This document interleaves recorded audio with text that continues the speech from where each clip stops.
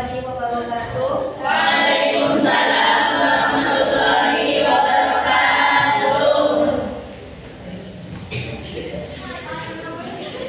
Baca doa dulu. Bismillahirrahmanirrahim. Raditu billahi rabban bil islami dinan wa bi Muhammadin nabiyyan wa rasulan. Rabbi zidni ilma warzuqni fahma bi rahmatika ya arhamar rahimin.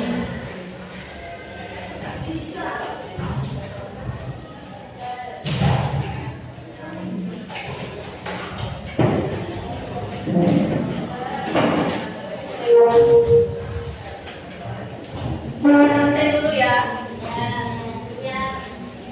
Alvita Rohman, Aura Sukianto Nisa, Hafsah, Ibadah Dia, Kirtia, Lailatul Qomaria, Madia Alfa, Marlin Sagita,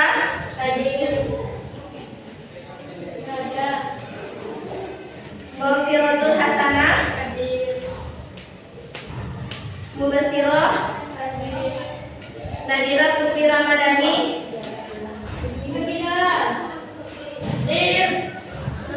Nabila, Lailatul Rahman, Naila Amalia Nafisa,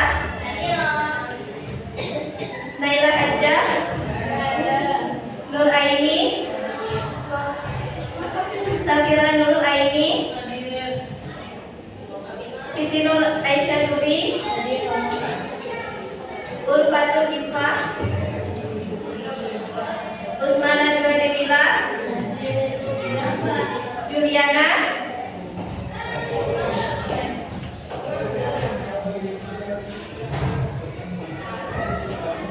Oke, sesuai janji kita minggu kemarin, hari ini kita presentasi.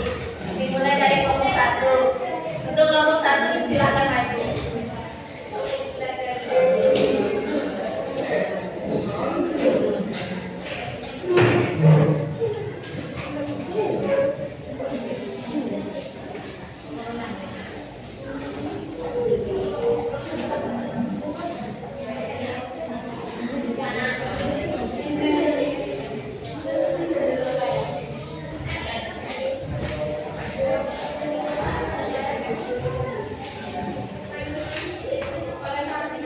Assalamualaikum warahmatullahi wabarakatuh. Waalaikumsalam warahmatullahi wabarakatuh.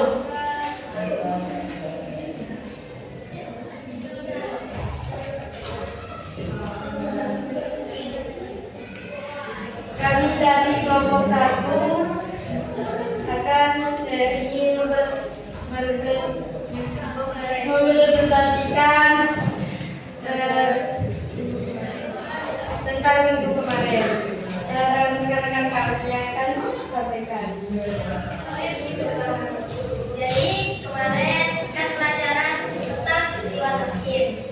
Pengertian tahkim.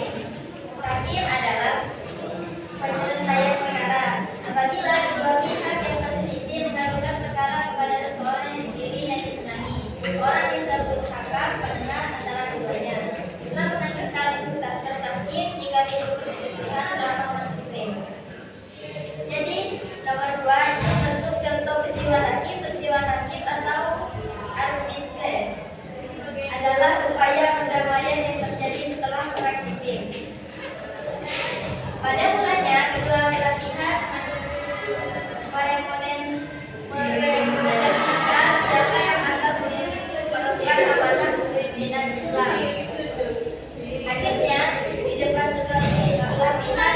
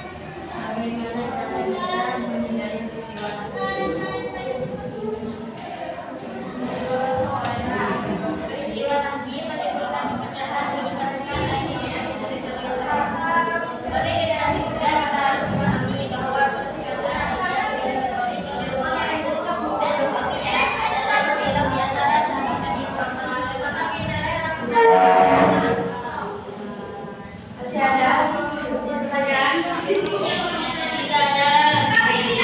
Mungkin hanya itu yang bisa kami sampaikan. Kurang lebihnya mohon maaf. Assalamualaikum warahmatullahi wabarakatuh. Waalaikumsalam warahmatullahi wabarakatuh.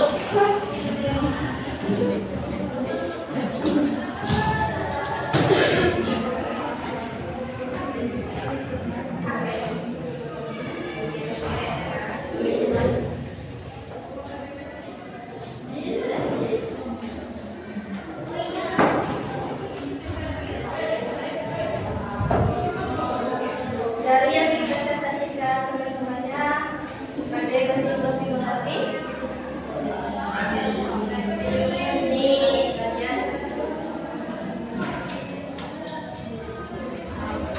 Oke, saya mengulas sedikit ya dari presentasi teman-teman kalian tadi.